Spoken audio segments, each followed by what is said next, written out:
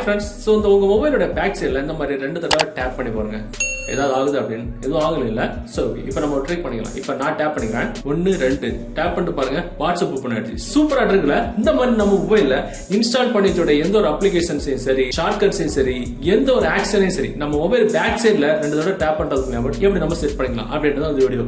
பல நேரங்களையும் பல இடங்களையும் பல சிச்சுவேஷன் யூஸ்ஃபுல்லா இருக்கும். ஸோ அது எப்படி தெரிஞ்சிருக்கு இந்த வீடியோ நீங்க ஸ்கிப் பண்ணாம ஃபுல்லா பார்த்ததுக்கு அப்புறம் இந்த தகவல் உங்களுக்கு யூஸ்ஃபுல்லா இருந்த மாதிரி உங்க ஃப்ரெண்டுகளுக்கும் தெரியப்படுத்துறதுக்கு வீடியோகளை கூட லைக் பட்டனை ஒரு தட்டு தட்டிக்கிட்டு பக்கத்துல ஷேர் பட்டனை கிளிக் செஞ்சு உங்களோட வாட்ஸ்அப் குரூப் மற்றும் ஃபேஸ்புக் நண்பர்களோட ஷேர் பண்ணி விட்டுருங்க.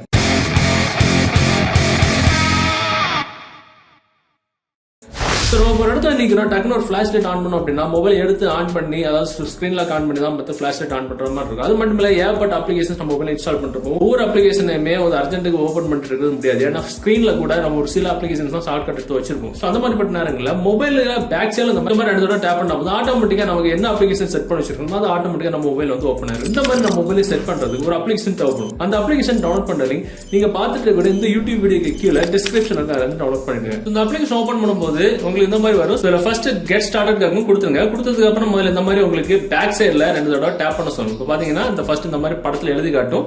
பாத்தீங்கன்னா 2 தடவை டேப் பண்ண உடனே ஆட்டோமேட்டிக்கா உங்களுக்கு அதை வந்து எனேபிள் ஆகும். பாத்தீங்கன்னா பச்சை கலர்ல வந்துருச்சு.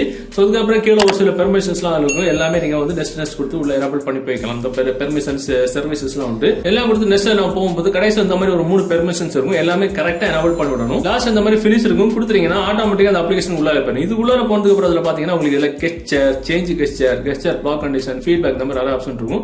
மேல இருக்க ஃபர்ஸ்ட் ஆப்ஷன் ஆஃப்ல இருக்கு, ஆன் பண்ணி விட்டுருங்க. அதுக்கப்புறம் இதுல என்ன பண்ணிக்கணும், நேரா சேஞ்ச் கெஸ்டர் அப்படின்ற ஆப்ஷன் உள்ள போகும்போது ஓகே கேக்கும் கொடுத்துருங்க. கொடுத்ததுக்கு அப்புறம் இதுல பாத்தீங்கன்னா உங்களுக்கு டிஃபால்ட்டா அதுல வந்து 2 ஆப்ஷன் இருக்கும். ஸ்கிரீன்ஷாட், லான்ச் அசிஸ்டன்ட் அப்படின்னு. அது அப்படியே லாங் பிரஸ் பண்ணி அப்படி பிடிச்சி கீழே அந்த ரெட் கலர்ல விட்டா போதும் ஆட்டோமேட்டிக்கா டெலிட் ஆகும். 2வது ஆப்ஷனே அது அப்படியே லாங் பிரஸ் பண்ணி பிடிச்சி ரெட் கலர் விட்டுருங்க, டெலிட் ஆகும். நம்ம இதுல வந்து தனியா செட் பண்ணிக்கணும். இப்போ பாத்தீங்கன்னா இதுல வந்து ஆட் சர்வீஸ் இருக்கும். கொடுத்தத உடனே இந்த மாதிரி ஆப்ஷன் வரும், லான்ச், யூட்டிலிட்டிஸ், கெஸ்டர், அட்வான்ஸ்ட் அப்படின்னு.